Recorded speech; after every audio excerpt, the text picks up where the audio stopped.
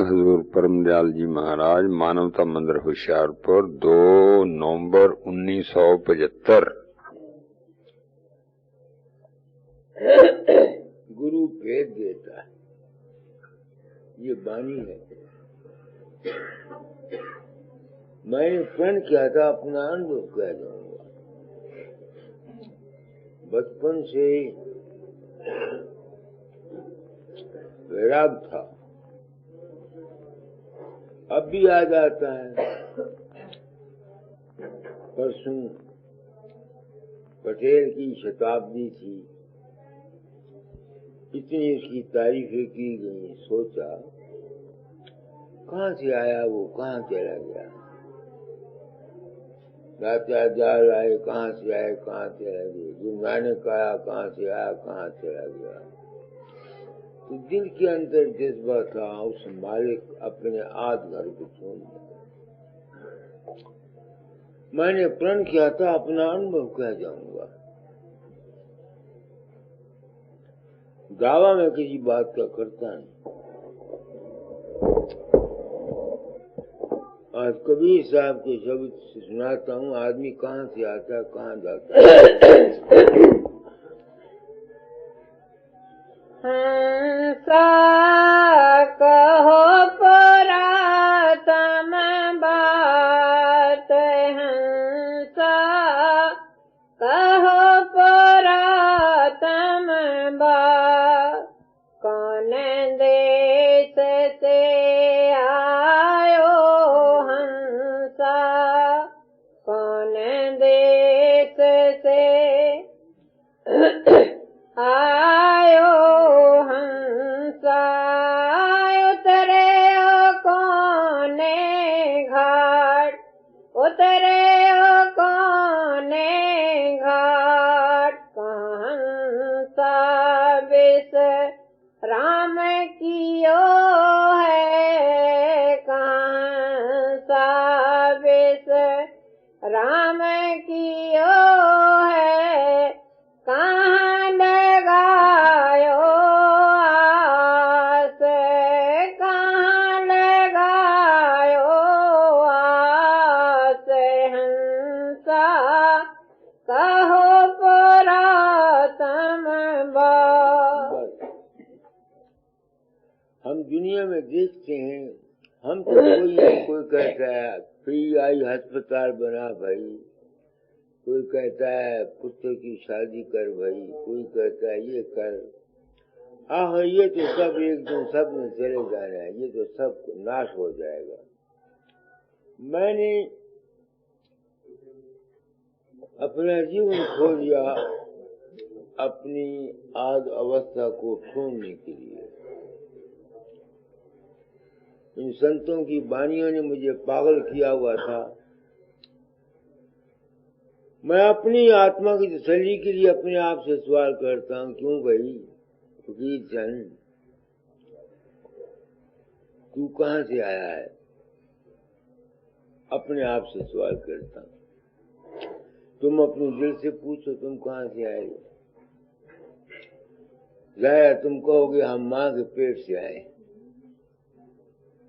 यही कहोगे ना। माँ के पेट में कौन आया? बाप का बीज का एक कीड़ा आया। वो कीड़ा कहाँ से बना? जो बाप ने खुराक खाई।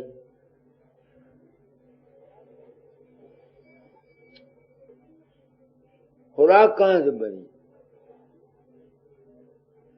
जब तक सूर्य चांद सितारों की किरणें जमीन पर नहीं पड़ती, जब तक कोई खुराक पैदा नहीं होती। तो उस कीड़े में क्या चीज थी?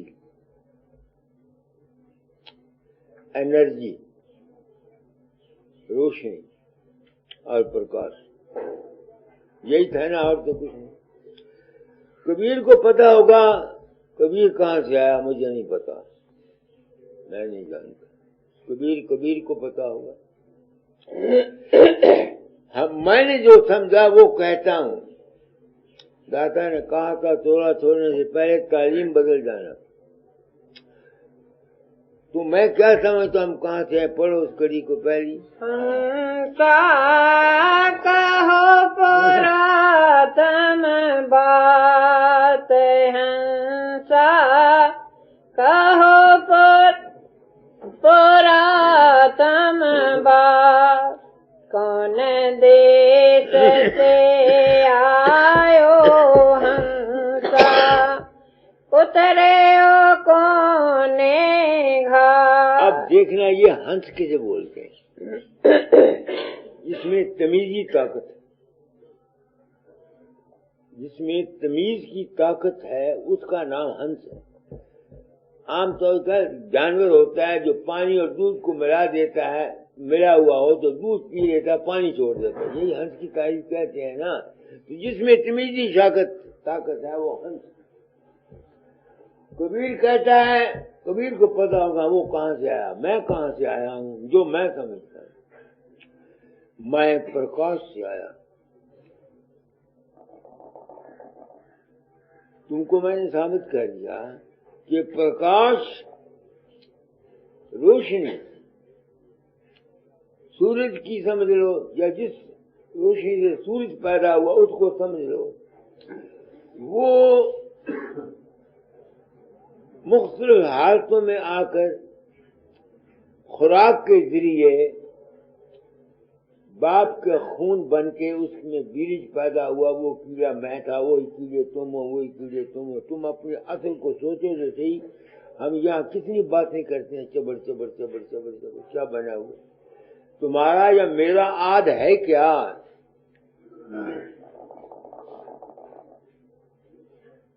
एक बीज का कीड़ा ही है ना, और तो कुछ नहीं। स्पर्मेटोरिया जर्म है एक, जिसने जो फकीरचंद बना हुआ है, जो तुम बने हुए, डॉक्टर बने हुए, हमारा आज तो यही है और तो कुछ नहीं। तो फिर हम वो आज कहाँ से बना? प्रकाश से। तो मैं क्या समझता हूँ, मैं कहाँ से आया हूँ? प्रकाश से आया। और यही सनातन धर्म कहता है, पार ब्रह्म, ब्रह्म की रचना होती है। ब्रह के मैंने बढ़ना, मनन के मैंने सोचना। जो चीज बढ़ती है और सोचती है वो ब्रह्म है, ब्रह मनन। तो सबसे आज क्या है, ये रोशनी जो है यही बढ़ती है, और इसमें रोशनी की किरण में ताकत है। सूर्य की किरणें पड़ती हैं निबातात में, जमीन पर निबातात पैदा होती कि नहीं होती, उसमें दरख्त बन जाता है। दरख्त में चैतन्य शक्ति है।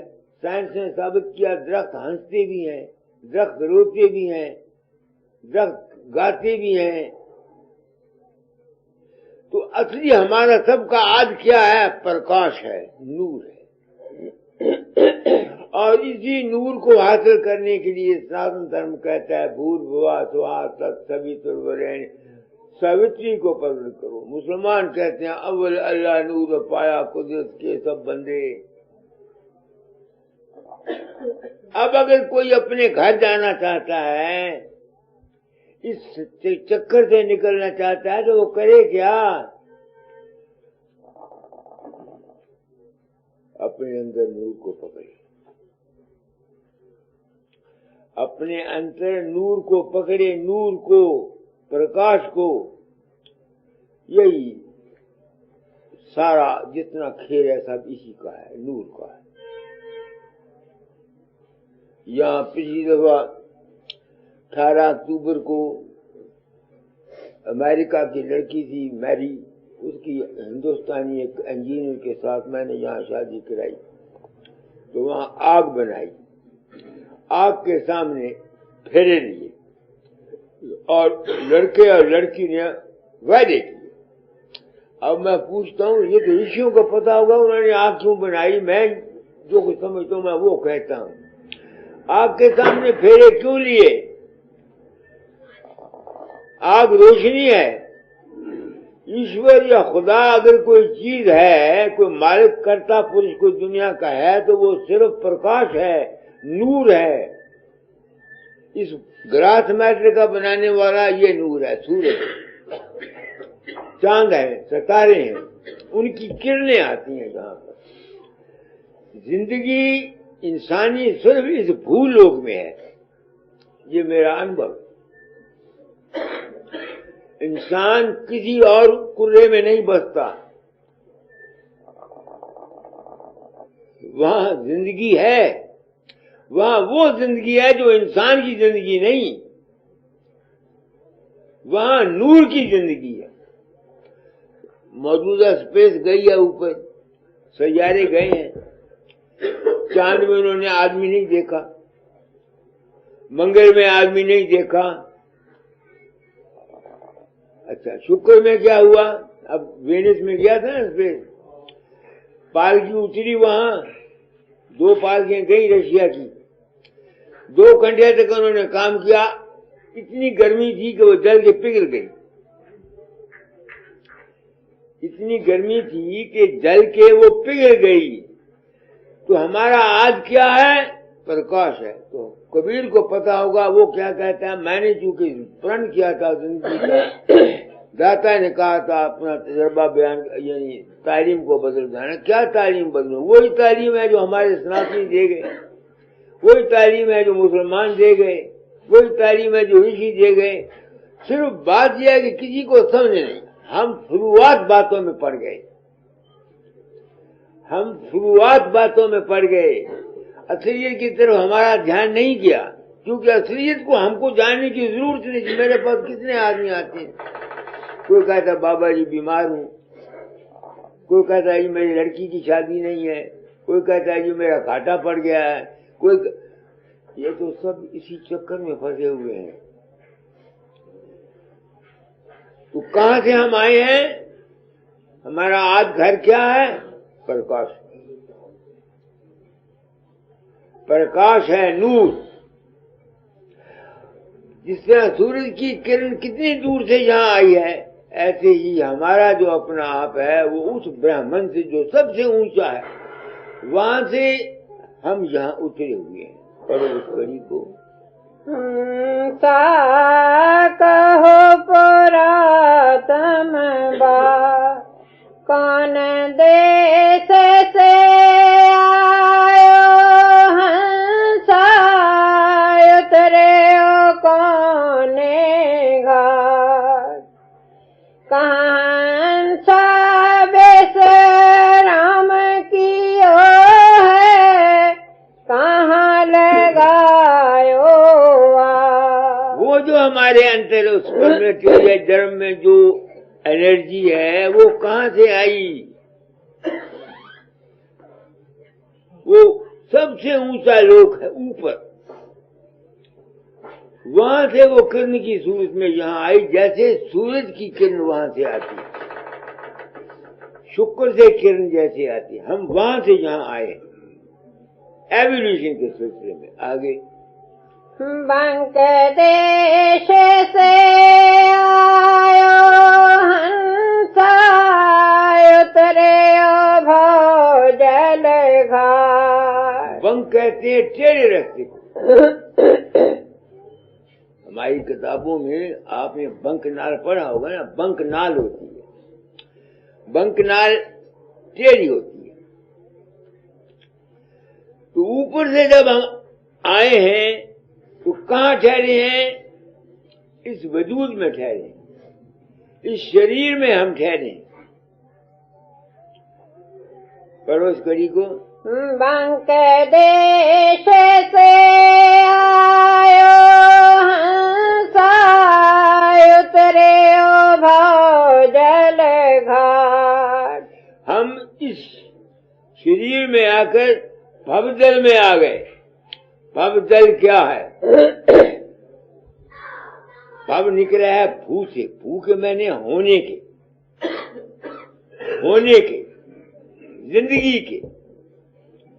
तो इस जिस्म में जब हम आ जाते हैं तो हमारे अंतर में क्या होता है? मन चित्त बुद्ध अहंकार पैदा हो जाते हैं। जिस तरह से रोशनी की किरण जब जमीन पर पड़ती है, दरख्त बनता है, उसमें क्या हो जाता है, पत्ते निकलते हैं, फूल निकलते हैं, दरख्त बनते हैं, छाल बनती है। इस तरह से वो प्रकाश जब इस जिस्म में आता है तो इस जिस्म के अंतर में मन चित्त बुद्ध अहंकार, हमारी थिंकिंग पावर, हमारा चिंतन, हमारी अकल, हमारी बुद्धि, ये चीज हमारे अंदर में पैदा हो जाती है। तो हमारे अंदर में हमारी अकल का, हमारे अंदर में बुद्धि का, हमारे अंदर में विचार का, हमारे अंदर में आस का, हमारे अंदर में विचारों का पैदा होना ही भवजल है। और भवजल मेरी समझ में कोई नहीं आया, क्योंकि विचार है होती, इस मुख्तलिफ किस्म के ख्याल आ जाते हैं। वो जो चीज प्रकाश के जरिए आई थी, वो अपने आप को भूलकर, अपनी असलियत को भूलकर, जो मन के अंदर मन चित्त बुद्ध अहंकार पैदा हुए हैं, उनको सत्य मानकर उनके पीछे फिरती है और उसमें फंस जाती है। वो भवजल है।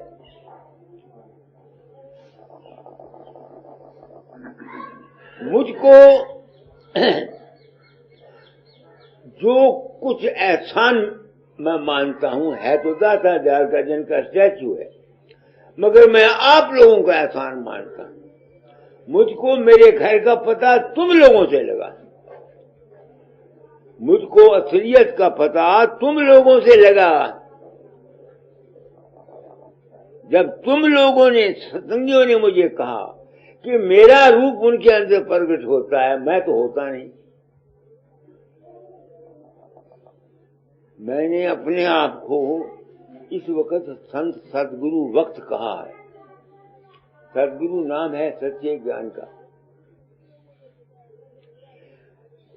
तो जब से मुझे तुम लोगों से पता लगा कि मेरा रूप तुम्हारे अंदर प्रकट होता है, दवाइयां बता जाता है, क्या नाम है, सुनते चढ़ा जाता है, मरते समय ले जाता है, कृष्ण दिखाता है, अमेरिका में और जगह, तो मैं सोचने के लिए मजबूर हो गया कि मैं तो जाता नहीं, ये कौन जाता है।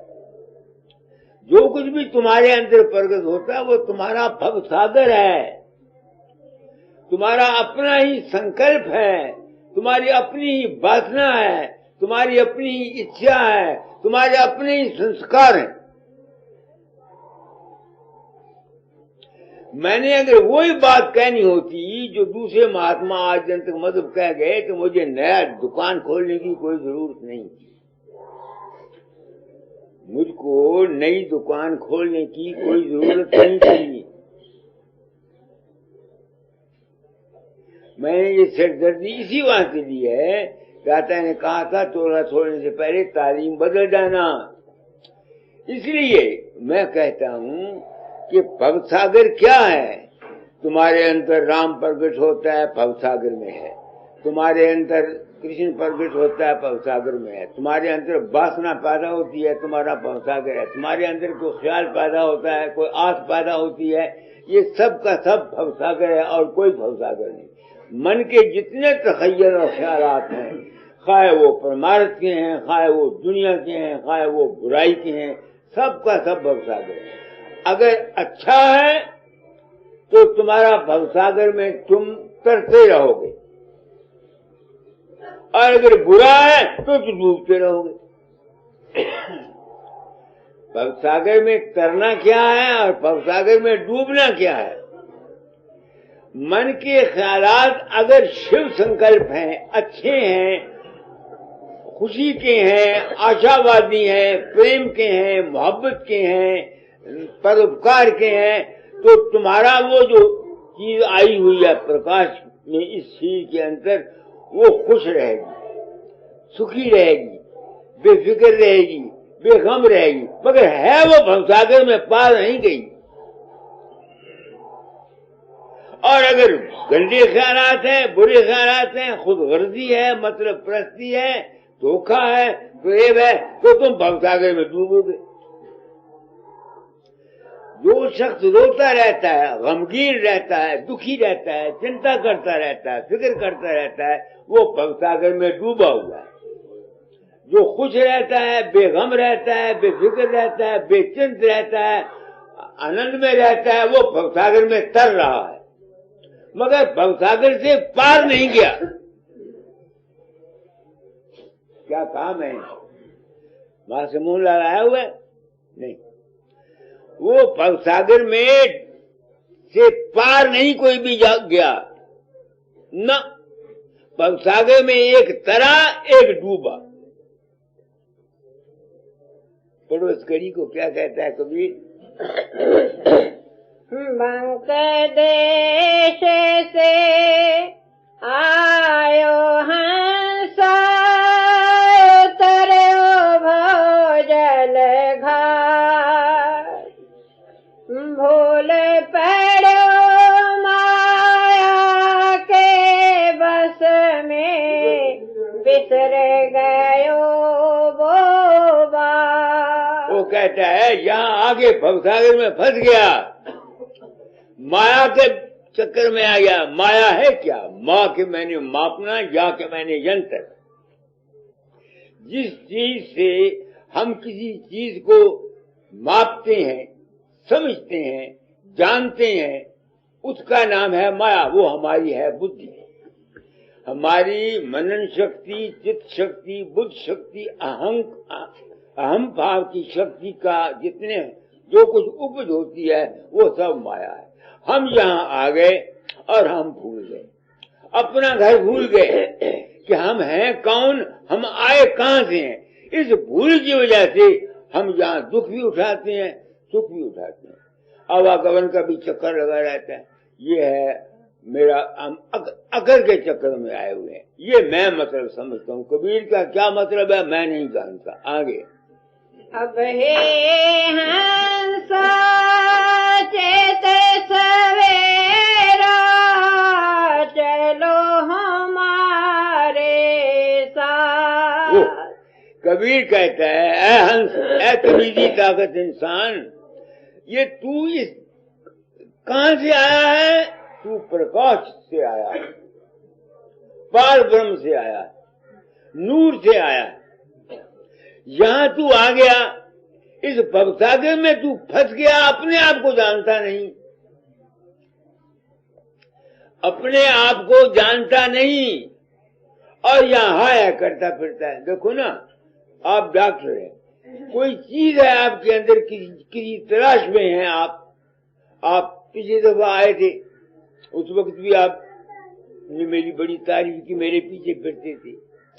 अब भी आप आए हैं, वो मुझे भी अपना काम है जहाँ, तो आपको किसी चीज की तलाश है। हम जो कुछ भी करते हैं किसी चीज की तलाश के लिए फिरते हैं। कोई दौलत के लिए फिरा, कोई पैसे के लिए फिरा, कोई बीमारी के लिए फिरा, कोई शांति के लिए फिरा। तो कबीर कहता है मेरे साथ चल। दुनिया ने ये समझा हुआ है मेरे साथ चलेगा, भाई गुरु के पास बैठ जाओ या गुरु का ध्यान करते रहो। गुरु के पास बैठ जाओ या गुरु का ध्यान करते रहो, तुम वहां पहुंच जाओगे, तुम भूले हुए हो। गुरु के साथ चलने के मैंने ये है, गुरु जो बात कहता है उसकी बात को समझकर, उसकी बात को उस जो समझ देता है उस समझ के मुताबिक तुम चलो। ये है गुरु के साथ चलना। गुरु नाम है समझ का, गुरु नाम है ज्ञान का, गुरु नाम है विवेक का। जो आदमी सत्संग में जाकर सिर्फ बाबे फकीर को ही जफ्फी मारता है या बाबा सावन सिंह को या निरंकारी को, और वो बात को नहीं समझता जो कुछ वो कहता है, और अपने अंतर चल के अपने आप को प्रकाश में नहीं ले जाता, उसने गुरु धारण नहीं किया। जैसा वो आया, एक जिसने भवसागर का आनंद में किसी के पुत्र से प्रेम किया, उसने पुत्र का आनंद ले लिया, औरत से प्रेम किया, औरत का आनंद ले लिया, किसी ने गुरु से प्रेम किया, गुरु के प्रेम का आनंद ले लिया, मगर वो भवसागर से पार नहीं जा सकता। क्या काम है? समझिए डॉक्टर साहब, आगे पढ़ो। संशय शोक वहाँ नहीं व्यापे, नहीं काल के त्रास। कबीर कहता है, वो सच कहता है कि जिस मंजिल पर, वो कबीर कहता है जीव को कि तू मेरे साथ चल, कहाँ? जहाँ संशय नहीं व्यापता, शोक नहीं व्यापता, दुख नहीं व्यापता, वो कौन सी मंजिल है? तुम हैरान होगे, कौन सी मंजिल है? तुम देखो, तुम सारा दिन दुखी हो, झगड़ों में भी पड़े हुए हो, मुसीबतें भी हैं। जब रात को नींद आ जाती है, क्या दुख और सुख और शोक रहता है गहरी नींद में? नहीं न रहता। अगर रहता तो मुझे बताओ। डॉक्टर के पास चले जाओ, तुमको जख्म है, वो क्लोरोफॉर्म तुमको दे देगा, जिसमें तुम्हारा काट देगा, तुमको पता लगता है? नहीं। फिर शोक कहाँ नहीं व्यापता? शोक नहीं व्यापेगा जब तुम मन चित्त बुद्ध अहंकार से परे चले जाओगे। मन चित्त बुद्ध जो तुम्हारा भवसागर है, यानी मन के जो संकल्प हैं तुम्हारे, मन चित्त बुद्ध अहंकार, जब तुम इससे परे चले जाओगे तब शोक तुमको नहीं व्यापेगा। पढ़ो इस कड़ी को। संशय शोक वहाँ नहीं व्यापे, नहीं काल के त्रास। वहाँ कोई गम, जिससे मैंने तुमको छोटी सी मिसाल दी है, तुम सारा दिन दुखी हो, दर्द है जिस्म में, कोई मरा हुआ है, कोई कुछ है, कोई गम है। जब तुमको गहरी नींद आ जाएगी, क्या तुमको वो दुख रहेगा? नहीं न रहता। तो फिर दुख से बचने का इलाज क्या है? अपने आप को कर्म इंद्रियों से और ज्ञान इंद्रियों से जो परे की अवस्था है वहां ले जाओ। वो अवस्था कौन सी हो सकती है? वो अवस्था वो हो सकती है जो प्रकाश की अवस्था थी।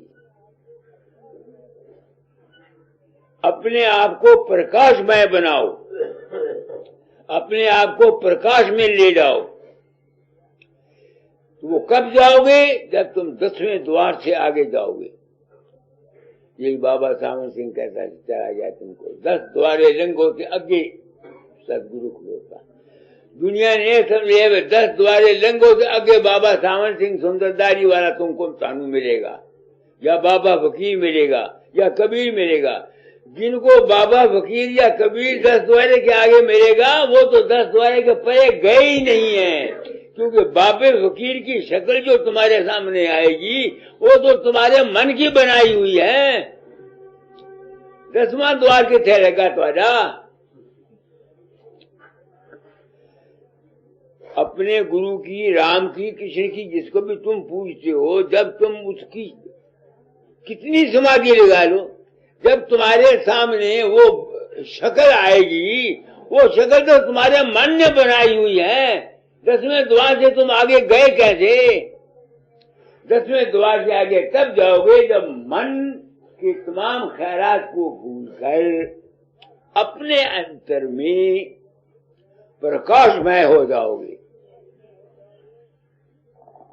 जब तुम प्रकाशमय हो जाओगे, उस वक्त तुमको ये संसार नहीं व्यापेगा और ना इसमें कोई ख्याल। मैंने तुमको क्लोरोफॉर्म की मिसाल बता दी, गहरी नींद की मिसाल बता दी।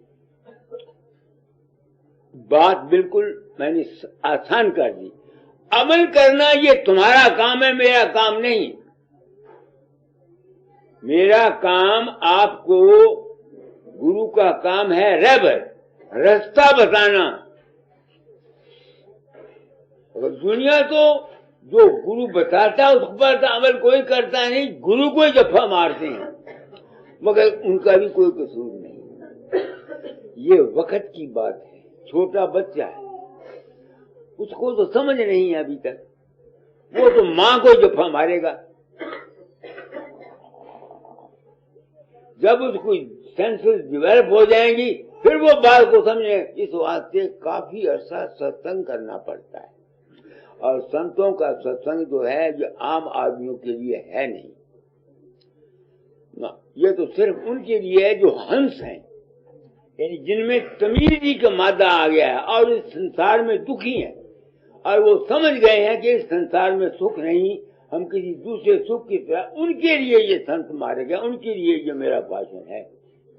आम दुनिया के लिए ये नहीं। आम दुनिया के लिए भाषण ये है कि अपने भवसागर को ठीक बनाओ, अपने जो तुम्हारे मन के ख्यालात हैं अपने भवसागर में डूबो नहीं, तुम तरो। आम दुनिया के लिए ये है तालीम कि आप अपने भवसागर में डूबो नहीं, तरो। जब तुमको खुशी से जीवन गुजारो, प्रेम से जीवन गुजारो, परोपकार करो, एक दूसरे की मदद करो, दुखियों के दुख दूर करो, तुम्हारे दुख को दूसरों से दूर कराओ, ये है इस संसार का व्यवहार। जिनको ये तजर्बा हो जाता है कि इस संसार में तो भाई सुख है नहीं, उनके लिए ये नामदान है। आजकल तो हम गुरुओं ने जो भी आया उसको नाम, मैंने कभी किसी को नाम नहीं दिया 1942 के बाद, किसी को चेला नहीं बना। लोग मुझे गुरु मानते हैं, ये उनका अपना विश्वास है। गुरु का काम मैं कर चला बगैर चेले बनाए हुए। तो आप लोग आए हैं, आपको जो तो ऊंची बात समझना चाहते हैं वो ऊंची बात समझ लें, जो दुनिया की बात समझना चाहते हैं वो दुनिया की बात समझ लें, कि दुनिया में रहने के लिए अपने भवसागर को ठीक बनाओ। शिव संकल्पम मस्तु वेद मार्ग। अच्छा ख्याल रखो, अच्छे विचार रखो, फिक्र मत कम करो, असूल की जिंदगी गुजारा करो, परोपकार करो, आशावादी रहो, निराशावादी न रहो, हौसले से काम लो, हिम्मत से काम लो, दृढ़ता से काम लो। ये है भवसागर में तरने का तरीका। और अगर पार जाना चाहते हो भाई तो प्रकाश को पकड़ो, उससे आगे जब तक नहीं जाओगे जब तक ये चक्कर हमारा जन्म मरण का खत्म नहीं होगा। आगे मदन बन फूल रहे हैं, आवे सुहांगम बा। इस 10वें द्वार से आगे क्या है? यानी 10वां द्वार क्या है? जब तुम्हारे मन चित्त बुद्ध अहंकार की फंक्शन खत्म हो जाएगी तो फिर आगे क्या है? तुम्हारा अपना ही आत्मा रह जाएगा, तुम ही रह जाओगे। वो जो तुम रह जाओगे वो है सुरंगम वास। सुरंगम कहते हैं अपने आप की। वो तुम्हारे अपने आप की जो कैफियत है, अपने आप का जो आनंद है, अपने आप की जो जहाँ चिंता फिक्र गम नहीं व्यापता, वहां रहते हैं। वहां मदन बन फूल एक तर्जे बयान है, समझो, मतलब है आनंद और खुशी का जीवन है। आगे मन भारा जहाँ रहो है, सुख की नहीं अभिलाष। मन भारा जहाँ रहो है, सुख की नहीं अभिलाष। वहाँ इस दुनिया में हम मन जो है भंवरा, यानी जिस तरह फूल होते हैं ना, फूल के ऊपर भंवरा चला जाता है तो वहां रहता है, शाम पड़ जाती है और बीच में फंस जाता है। जब रात पड़ जाती है तो फूल की जो कलियां होती हैं जो कटी हो जाती हैं तो भंवरा बीच में ही रह जाता है। तो हम क्या करते हैं? हम इस दुनिया में आते हैं, इस दुनिया के चक्कर में ही आकर के इसी में फंस जाते हैं। कोई पुत्र के चक्कर में फंसा, कोई मानवता मंदिर के चक्कर में फंसा, कोई गुरुद्वारे के चक्कर में फंसा, कोई गुरु बनने के चक्कर में फंसा, कोई चेला बनने के चक्कर में फंसा है, इसमें फंस गया है, तो हम दुख और सुख उठाते रहते हैं। आगे मकर तारते हम चढ़ करते बंकनाल परवेश। वो कहते हैं उससे निकलेगा क्या है? मकर तार। मकर तार जानते हो ना, एक छोटा सा कीड़ी होती है, मकड़ी होती है, वो अपने मुंह से तार निकालती है, ऊपर तार को चमका देती है, लमकती है तार के साथ नीचे। नहीं समझ में आती है? नीचे मकड़ी लटकती रहती है। अगर वो ऊपर जाना चाहे तो उस अपनी तार से जो निकली हुई है उससे चढ़ करके वो अपनी जगह पहुंच जाती है। तो वो मकर तार क्या है? वो मकर तार है शब्द नाम,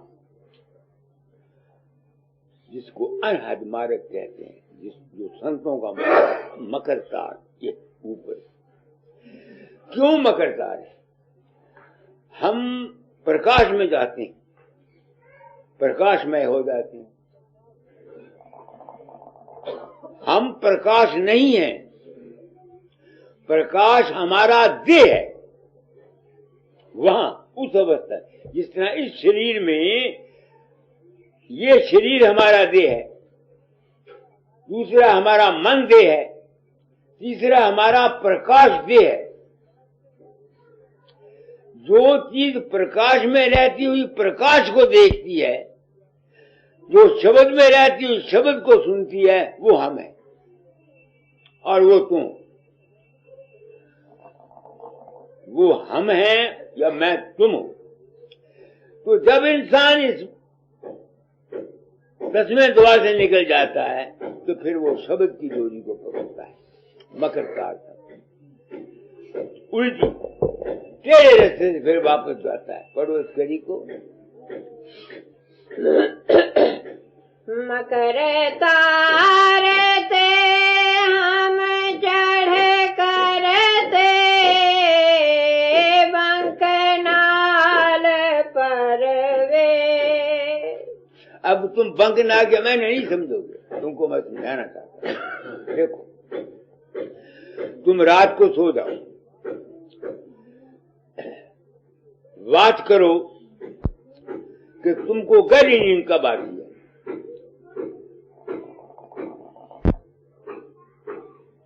एक तो शीर को भूलोगे, मन के ख्यालों में आओगे, फिर देखो गहरी नींद कब आती है। जब तुम गहरी नींद में जाने लगोगे, तुमको पहले गनूदगी आएगी। आती है कि नहीं आती? यानी आप गनूदगी आएगी। वो जो गनूदगी आना है वो है नीचे जाना। जब गनूदगी आ जाएगी फिर तुम इस मन के चक्कर को छोड़कर किसी दूसरी लाइन में चले जाओगे, दूसरी हालत में चले जाओगे। वो जो अवस्था तुम्हारी जागृत, इसको बोलते हैं संधि। बंकनाल संतों का लफ्ज है, सनातनों का लफ्ज है संधि, मेल। जहां हम जागृत से स्वप्न में जाते हैं वो बंकनाल है, स्वप्न से गहरी नींद में जाते हैं वो बंकनाल है, गहरी नींद से हम तुरिया में जाते हैं वो बंकनाल है, तुरिया से हम तुरिया तीस में जाते हैं वो बंकनाल है, तुरिया तीस से हम अपने घर जाते हैं, अपनी आध अवस्था में जाते हैं, वो बंकनाल है। कई कितनी बंकनाल है। अब बंकनाल के मेरे ख्याल में आपने समझ गए मैंने क्या कहा है आपको। एक अवस्था की हालत को छोड़कर गनूदगी आती है, सब कुछ भूल करके फिर एक नई हालत हमारे अंदर में पैदा हो जाती है। मैं उसको बंकनाल समझता हूँ। कबीर की कोई बंकनाल और हो तो उसका मुझे पता नहीं, मैं नहीं जानता ना। ये है बंकनाल। फिर इस कड़ी को पढ़ो। मकर तारते हम चढ़ करते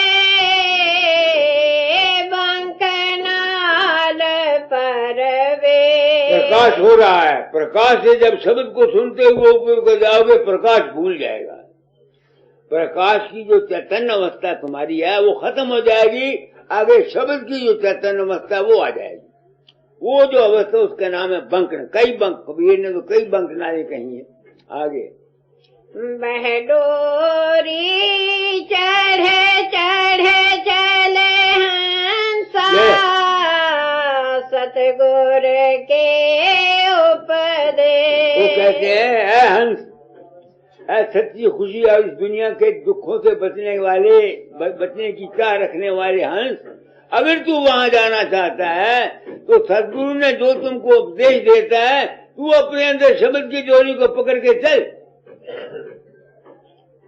ताकि ये जितना तेरा भव सागर है ये हमेशा के लिए, अच्छाई भी और बुराई भी हमेशा के लिए खत्म हो जाए।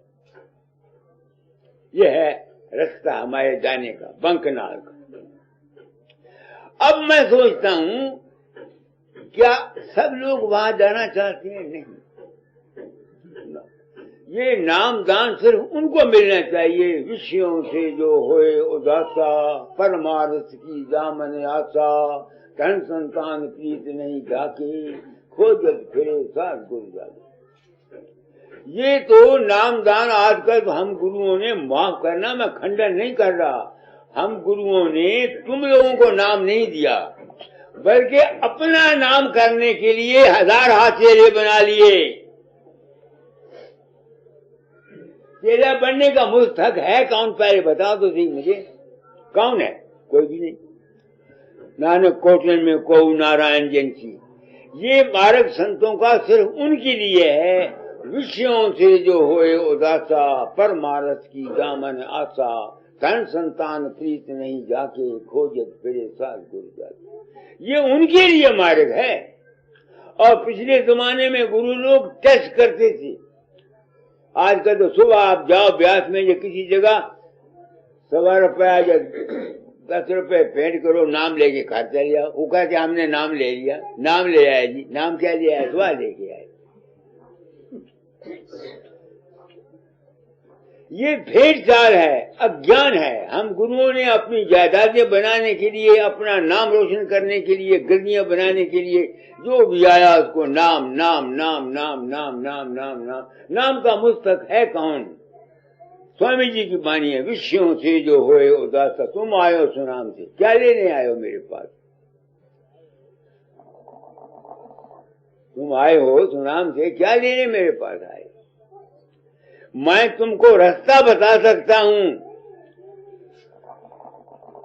मेरे पास और कुछ नहीं। मैं पखंड का गुरुइज्म नहीं करना चाहता। तुमको रास्ता बता सकता हूं, तरीका बता सकता हूं, तुम्हारे भ्रम और शंकाओं को दूर करके तुमको यकीन करा सकता हूं कि अगर तुम इस रास्ते चलोगे जो मैं बताऊंगा तुम पहुंच जाओगे। यही कुछ मैं कर सकता हूं और मेरे पास कुछ नहीं। मैंने 4 दिन की जिंदगी है, मैं झूठा गुरुइज्म बना के मैं अपनी जान को मुसीबत में डाल नहीं चाहता। आगे बढ़ो। जहाँ संतन की चौकी बनी है, ढोरे सोहंगम चौ। बढ़ो। कहे कबीर सुनो भाई साधो, सतगुर के सिर माँ। वो कहते हैं कि उस शब्द को सुनकर जो आखिरी अवस्था आती है वो है हमारी अपनी जात, हमारा अपना आप। तो जो शख्स अपने घर का पता ले, शुरू कहीं पर क्या है, ये खत्म हो गया शब्द। हाँ जी, हाँ जी। क्या है कुछ? हंसा कहो पुरातन बात। वो कबीर ने बताया कहाँ से हम आए हैं। मैंने सारी जिंदगी तलाश की, राम को मिलने निकला था छोटी उम्र से, राम को मिलने निकला था। 24 घंटे 1905 में रोया राम के मिलने के लिए। डॉक्टर आए, उन्होंने समझा दीवाना हो गया। एक दृश्य था जो मुझको दाता के चरणों में ले गया। मैं तो साधारण राम को राम या कृष्ण या भगवान समझता था अपने संस्कारों के मुताबिक। उन्होंने ये संत मत मुझको दिया। उस वक्त जब इनकी बानियां पड़ी उसमें सबका खंडन था। राम भी नहीं पहुंचा, कृष्ण भी नहीं पहुंचा, वेदांती भी भूल गए, सूफी भी भूल गए, ये भी भूल गए, वो भी भूल गए। उस वक्त तबीयत घबराई। मैंने कहा मैं कहाँ फंस गया, रो पड़ा। तो दादा दाई ने कहा क्या हुआ? मैंने कहा महाराज खंडन है, समझ नहीं आती। अच्छा बानी को छोड़ दो, जब तक मैं न कहूं बानी नहीं पढ़नी। उन्होंने कबीर साहब की शब्दावली साखी और हजूर महाराज अपने गुरु महाराज के जीवन चरित्र मुझे दे दिया।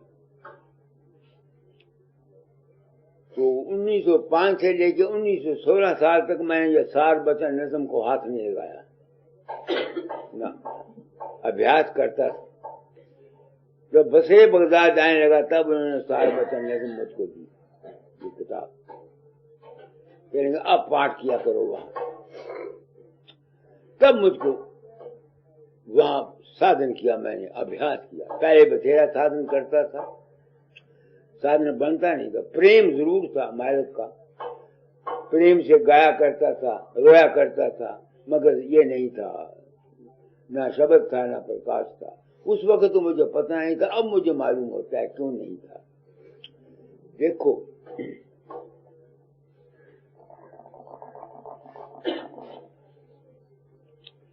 जिन शख्सों का ब्रह्मचर्य गिरा हुआ होता है, जिन्होंने छोटी उम्र में ब्रह्मचर्य गिराया हुआ होता है, या ज्यादा विषय विकार के कामी होते हैं, या जिनकी आर्थिक अवस्था में कठिनाई होती है, या जिन पर कोई दूसरा आदमी जुल्म करता होता है, दबाव डालता है, ऐसे आदमी सिर पटक के मर जाएं, उनकी न तो वो उस मंजिल तक जा नहीं सकते।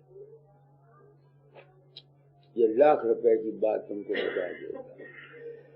यही बात कबीर ने कही है, जहां काम तहां नाम नहीं, जहां नाम नहीं काम, रवि रजनी दोनों ना मिले एक ठाव एक जान। काम के मैंने सिर्फ इंद्री भोग नहीं, काम काम सब कोई कहे, काम न कीने को, जेती मन की कल्पना, काम कहावे सो। मेरा क्यों नहीं खुला 1905 से 1916 तक कुछ भी नहीं मिला। हालांकि मैं प्रेमी था, रोता था, गाता था, समझे न, दाता से प्रेम कर, क्यों नहीं खुला? एक तो मेरी छोटी उम्र की शादी,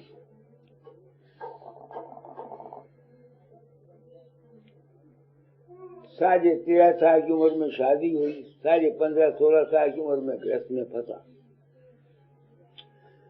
एक तो वो कारण, दूसरा गरीबी बहुत थी, आर्थिक कठिनाई थी, तीसरा बाप बहुत सख्त मिजाज था, जरा सी बात पर मार देता था।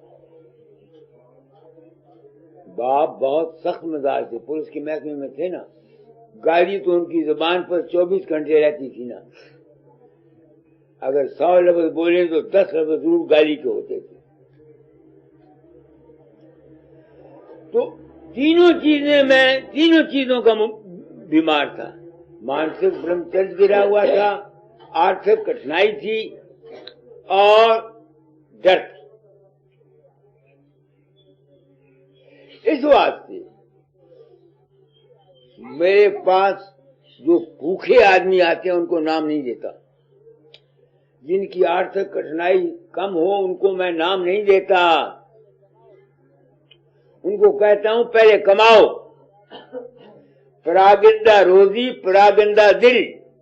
जिसकी रोजी का ठिकाना नहीं है, जिसकी रोजी का ठिकाना नहीं है, उसका दिल कैसे ठीक रहेगा? पिछले जमाने में ये मार्ग सिर्फ राजाओं के हिस्से में आता था। उपनिषदों को पढ़ो, क्योंकि राजे की आर्थिक कठिनाई कोई नहीं होती थी, हर चीज मिलती थी, नहीं समझ में आती है। तो जब ऋषियों ने देखा कि ये राजा ही इस चीज को ले गए, उन्होंने ये संन्यास का त्याग बना दिया। एक शख्स के पास सब कुछ है, उसको फिर जब जिस चीज की जरूरत है उसको मिल जाती है। एक आदमी ने सब कुछ त्याग कर दिया, वो चाह उठाता ही नहीं है। उन दोनों की अवस्था एक ही है। एक शख्स के अंदर चीज की ख्वाहिश पैदा हुई, उसके पास चीज है, उसने इस्तेमाल कर ली, दूसरे को त्याग दे दिया ताकि उस मंजिल को गरीब भी हासिल करे। उनका नाम है संन्यास, त्याग। नहीं समझ में आती है? हम गृहस्थी लोग हैं, हम तो आधे चित्तर आधे बटे, ना हम गृहस्थ के काबिल हैं और ना हम संन्यास के काबिल हैं। दुविधा में दोनों गई माया मेरी न राम। इस वास्ते मैं नाम नहीं देता। नौजवान बच्चों को कहा करता हूं, अपने ब्रह्मचर्य को पालन करो, पहले रोटी पर कमाओ, रोटी कमाओ, फिर आना मेरे पास। मैं दाता दयाल की एक मिसाल बताता हूँ आपको। उनके पास एक भिखारी था, अच्छा जवान था, भीख मांगता था। उसको परमार्थ की ख्वाहिश पैदा हुई। वो दाता दयाल के पास रहा और आया, नाम मैं भूल गया उसका। उनको मारा, मुझे नाम दे दो। दाता दयाल ने कहा, भाई मैं तो फीस लेता हूँ नाम दान की। क्या फीस है? 300 रुपया। 300 रुपया कमा के लाओ, फिर नाम दान दूंगा। मैं जो कुछ कह रहा हूं उसका सबूत मैं आपको दाता दयाल की अमली जिंदगी से दे रहा हूं। अब उसने उसको तरफ थी। अब उसने जाके एक ताल वाले, जिसमें नारायण दास का ताल है, वहां लकड़ियां चीरने का काम कर दिया। उसकी लकड़ियां चीरता, पैसे इकट्ठे करता। 2 साल के बाद उसने 300 रुपया जमा किया। जब मैं लाहौर गया, वो वहां आया हुआ था। उसने लाके 300 रुपया दाता दयाल के आगे रख दिया। महाराज अब नाम दे दो। उन्होंने 300 रुपया रख लिया, उसको इनिशिएट कर दिया। 10-15 अपने पास बैठा के साधन कराया। 300 रुपये उसको वापस किया। कहने कि अब जाओ शादी करो, अब जाओ शादी करो, गृहस्थ अपना भोगो, अब घर बार बनाओ। अब उस वक्त दाता दयाल ने क्यों नाम उसको नहीं दिया? जिस शख्स की पेट भूखा है वो नाम का मुस्तहक नहीं है। तुम भूले हुए हो, तुमको पता नहीं। मेरी कामयाबी का राज क्या है? गो में गरीब रहा, मगर जब से मुझे होश आई, मेरी सीर बनी रही। सीर जानते हो ना? 15 तनख्वाह भी ली, 20 भी ली, 25 भी ली, 40 भी ली, 50 भी ली, 350 भी ली, 500 भी ली। रोजी का सामान मेरा। इसी वास्ते मैं जहां जो आप लोग 4 पैसे देते हैं, मैं दुखियों की मदद करता हूं, अंधों को पैसे भेजता हूं, फिर स्कूल में लड़के पढ़ते हैं उनको देता हूं। माँ बाप नहीं पढ़ा सकते, गरीब हैं। तो इस वास्ते मैंने परमार्थ को तो रही दूर बात, मैंने इंसान बनों की आवाज उठाई है। यहाँ मैं करता क्या हूं? आप लोगों की जो दुखी हैं उनकी सेवा करने की कोशिश करता, और आप भी ऐसा किया करो। तो नाम का मुस्तहक कौन है? तुम बच्चे नौजवान आते हो, अपनी औलाद को समझाओ कि वो अपने कैरेक्टर को ठीक रखें। आजकल के नौजवान बच्चे, नौजवान, मेरे पास रोज चिट्ठियां आती हैं, लड़के आते हैं, परसों भी आया हुआ था, मान जाते हैं। ये जो काम के अंग की बला है, जिसने दुनिया को मार डाला है, और यही दुख का ज्यादा कारण है। ज्यादा भगत वही होते हैं जिनके ब्रह्मचर्य गिरे हुए होते हैं, या दुनिया की मुसीबतें होती है। बात मैं सच्ची कहता हूँ। तो मैंने आज आपको बहुत कुछ सत्संग करा दिया, कोई कसर बाकी छोड़ी नहीं। आप लोग आ जाते हैं, मेरे समय चुके के ऋण है। दाता ने कहा था तोड़ा छोड़ने से पहले तालीम बदल जाए, मैंने बदली। तो जब तक इंसान की अपनी जरूरत से ज्यादा खर्च मत करो। जितनी आमदन है उससे ज्यादा खर्च करोगे, कर्जे उठाओगे, लड़कियों की शादियों पर कर्जे उठाओगे, नाम लेते रहो। तुम्हारा बैठोगे तो अभ्यास करने में मन जाएगा कहीं का कहीं, कहीं का कहीं, कहीं का कहीं, कहीं का कहीं, कहीं तुमको चैन नहीं मिलेगी। मैंने आपको बोला अब मेरी कामयाबी का राज क्या है? मुझे चिंता कोई नहीं। रहने के लिए मकान है, लड़का 2,500 लेता है, 250 वो भेज देता है, 200 कटनी वाले भेज देते हैं, 40 दुर्गादास दे देता है, 500-550 महीना मेरे पास आ जाता है। नहीं समझ में आती है, क्योंकि मुझे चिंता नहीं है कमाने की। नहीं समझ में आती है, रोटी का मैं पेंशन मिलती है, मंदिर को दे देता हूँ, तब मुझको शांति है। अगर आज मेरी रोटी का सामान ना होता, मेरा जितना ज्ञान था मैं बकवास करता हूँ सब घुल हुआ होता। लोगों को बातें कहना, लेक्चर देने आसान है, अमली इस वास्ते तुम नौजवान हो, औलाद कम पैदा करो। औलाद, आप जमाना बदल गया, औलाद तुमको मैं जीने का राज बताता हूँ। नाम का अधिकारी है कौन? मैंने तुमको पहले बता दिया कि जिसको पेट में रोटी। ये साधु लोग साधु बन जाते हैं, नाम के लिए बनते हैं, जो तो भीख मांगने के लिए साधु बनते हैं। रोटी खाने के लिए इन्होंने भगवे कपड़े पहने हुए होते हैं, स्वांग बनाया हुआ रोटी कमाने का। इस वास्ते तुम गृहस्थी हो, सबसे पहले अपनी रोजी कमाई की तरफ लगो। जितनी कमाई होती है उसमें तुम समझते हो, सुनाम वालों आए हो सत्संग के लिए, तुमको बताया देता। सबसे पहले जीव का काम कोई भी हो, छोटे से छोटा हो, करो। आजकल के नौजवान छोटा काम करना पसंद नहीं करते, जो गलती है। काम कोई भी मिले तो शुरू करो। काम करने वाले को कोई न कोई तरक्की मिल जाती है, अपने आप। उस वो दे अपने आप कोई न कोई काम निकल आता है। छोटा काम करने से कोई यानी शर्म नहीं करनी चाहिए। मैंने काक होता है, एसोसिएशन मास्टर था, अपना गाय थी मेरे पास, अपना काक होता था। पैसे थोड़े होते थे, नंबर कुलियों का काम करता था, ईंटों पर से भट्टे निकाल के, भट्टे से ईंटें निकाला करता था। रामजी लाल ठेकेदार था म्यानी में, वो 4 आने 1000 कुलियों को देता था, मुझे 5 आने 1000 ईंट भट्टे से निकाल के बाहर ठेका लगा देना। तो इस वास्ते तुम लोग सत्संग में आते हो, जो ऊंची बातें हैं वो तो दूर है। नाम को क्या करोगे तुम? नाम के तुम मुस्तक हो कब? पहले अपनी दुनिया बनाओ। थोड़े में मिलता है, थोड़े में गुजारा करो। अपनी आमदन से ज्यादा खर्च मत करो, जरूरत से ज्यादा बेफायदा अपने पैसे को मत जाया करो।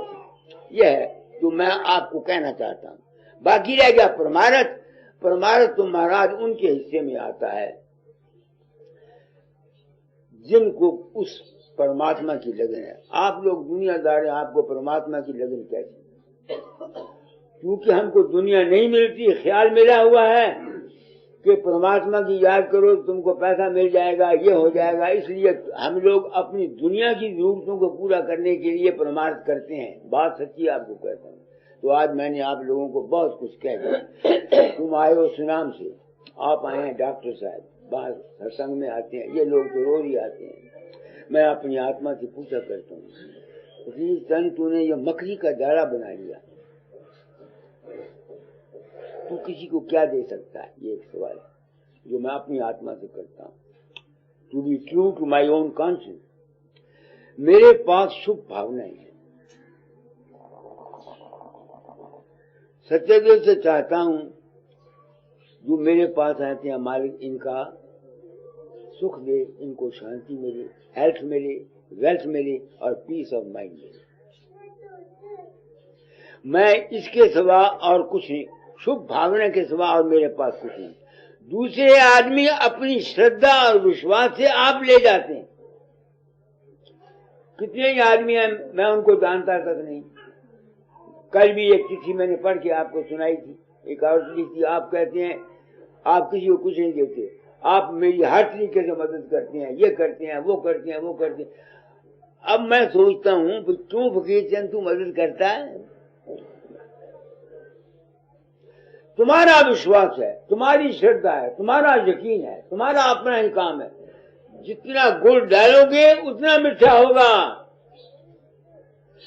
It is thy own faith, अपना विश्वास है। एक जगह रख लो। मैं नहीं कहता तुम मुझ पर विश्वास रखो ना, मुझे जो गरज नहीं है कि लोग मुझे गुरु बना के मुझे कीजिए। I don't want this. तुमको गुरु बता देता हूं कि तुम एक जगह विश्वास रखो। जिस रूप पर विश्वास रखते हो उसको पूर्ण समझो। अगर मुझ पर विश्वास रखते हो तो ये मत समझो तुम्हारा गुरु फकीर चंद है, मत्स राम का पुत्र है, मानवता मंदिर में रहता है। तुम भूल में। गुरु नाम है अनुभव का और ज्ञान का, तुम्हारे अपने ही विश्वास का, तुम्हारी अपनी ही श्रद्धा का। जहां भी तुम रखो दुनिया में, अगर ज्ञान हासिल करना है, राज लेना है, रास्ता लेना है, तो मैं गुरु हूं।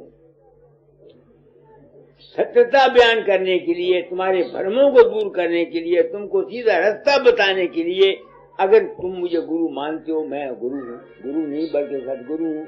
सदगुरु भी दुनियादारों का नहीं, सदगुरु हूँ, इन गुरुओं का गुरु हूँ। ये जो आजकल गुरुवाई करते हैं ना, ये सब तुम लोगों को धोखा देते हैं, सब धोखा देते हैं। अपने मान के लिए अपनी ऊट पटांग बातें बता बता बता बता के हमको अपने जाल में फंसाने की कोशिश करते हैं। जैसे मेरे साथ वाकयात औरों की होते हैं, जब वो ऐसी बात होती है तो लाउड स्पीकर, सुनो भाई ये क्या कहता है, भाई और तो फंसे हुए हैं, इन बातों को सुनकर दूसरे भी आगे फंस जाएं। तो मैं आया हूं संत सदगुरु वक्त का अवतार लेकर इस संसार में। क्यों? तुम गृहस्थियों के लिए, कि तुम बेफायदा इन मजहबों और गुरुओं के चक्कर में आकर लुटो नहीं। हमको इन मजहबों ने, इन पंथों ने सच्चाई नहीं बयान की, हमको बेवकूफ बनाया है, हमको सच्ची बात नहीं बताई। ऐ इंसान, तुमको जो कुछ मिलना है तेरी अपनी नीयत, तेरे अपने कर्म, तेरे अपने विश्वास, तेरी अपनी श्रद्धा का फल मिलना। बस कोई किसी ने किसी को कोई नहीं देना। अगर ये गुरु लोग कर सकते, इनके लड़के 10 नंबर के बदमाश हो गए, अगर इनमें ताकत होती तो अपनी लड़कियों को चार चरण को ठीक कर सकते, अपनी बीमारियों को ठीक कर सकते। मेरे पास से बीमार आते हैं, प्रसाद ले जाते हैं, राजी हो जाते हैं। मैं बीमार होता हूँ, डॉक्टर के पास दौड़ता फिरता हूँ। आपको सच्ची बात बताता हूँ, मैं जब बीमार होता हूँ तो डॉक्टरों के पास जाता फिरता हूँ। खारिश की मुझे बीमारी है, मैंने कम से कम उसके सरकारी वगैरह वैद है 350 रुपये, उसको 3 हफ्ते, अभी तो 10 से पूरा महीना नहीं हुआ, 350 रुपये दे चुका हूँ। अगर मेरे में ताकत होती तो मैं अपनी बीमारी का इलाज, मुझे पहले अपना प्यारा कि तुम प्यारे हो, बात सच्ची कह रहा हूं। अब मेरी आत्मा पर गुरु बनने का कोई पाप नहीं। आप लोग आ जाते हैं, मैं शुभ भावना देता हूं, या सच्चा रास्ता, सच्ची सही बात तुमको बता देता हूं। पर यह बात मेरी समझ में ऐसी, मगर ये मैं दावा नहीं करता कि जो कुछ मैंने समझा यही ठीक है। हो सकता है मैंने जो कुछ समझा सारा गलत, कान को हाथ लगाता किसी बात का। मेरी उम्र गुजर गई, 5-7 वर्ष की उम्र से इस तरह लगा, उम्र सच्चाई की तलाश में गुजर गई, तलवार की धार पर चला। सिवाय एक काम मांग के जो मैंने अपने घर में ज्यादा खे खाई, मैंने और कोई पाप नहीं किया दुनिया में। किसी के साथ धोखा नहीं किया, किसी के साथ प्रेम नहीं किया, अपनी जाति गर्ज नहीं रखी, मान नहीं रखा, सबके साथ इक्वल ट्रीटमेंट किया, कोई पर्दादारी का काम नहीं किया। ये ऐप मुझ में जरूर रहा, काम सच्ची बात कहता हूं। मगर अब तो मालिक की दया, मगर न सचू आप खा के बीड़ी हाजिम चले, वो विकी गई। सच्ची बात मैं कहती हूँ, अपने आप आपको जाहिर करता हूँ, मैंने और कोई सुना नहीं किया। तो आप लोग आ जाते, सच्चे दिल से चाहता हूँ, बहनों माताओं, तुम आए हो, डॉक्टर साहब आए हो, आप सुनाम से आए हो। मैं न गुरु हूँ न महात्मा हूँ, मुझे गुरु बनने की हवस नहीं। गुरु नाम है समझ का, ज्ञान का, विवेक का। तुमने अपनी विश्वास और श्रद्धा से जो कुछ हासिल करना है, मेरी ड्यूटी ये है कि जो कुछ मैंने सच्चाई से समझा है जो मेरे अनुभव में आया है, मैं अपनी नीयत साफ रख के आपको बता देता हूँ। आपको फायदा पहुंच जाए, गए किस्मत, आपको फायदा ना पहुंचे ना सही। आरती कर दो। चरण शरण की वंदना, नित कोई और न पाऊं। गुरु वचोचित आए मेरे, बख्श दो निज नाम। तेरी शरणागत हुआ जब किसकी राखूं हाथ। आस तो तेरी दया की, जग से रहूंगा। रूप ध्याऊं, नाम गाऊं, शब्द राधा मन। आठ याम तेरा हे सिमरन, भाग मेरा शीश पर निज कर कमल धर लिया। चरण लगा पतित पापी तर गया, गुरु शरण तेरी आ। मुक्ति की नहीं चाह मन में, भक्ति प्यारी राधा स्वामी की दया से भाग पूरन जा। चरण शरण की वंदना, नित कोई और न पाऊं। गुरु वचोचित आए मेरे, बख्श दो निज नाम। क्या बताता, शब्द के साधन की कोशिश मत करो जब तक तुमको पूरा वैराग ना हो जाए।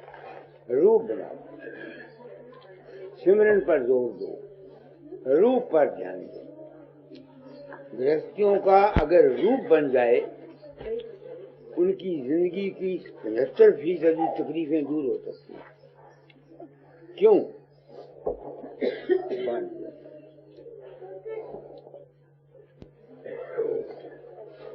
तुमको मुझको जो कुछ मिलता है, हमारे अपने ही ख्याल, अपनी आस का फल मिलता है।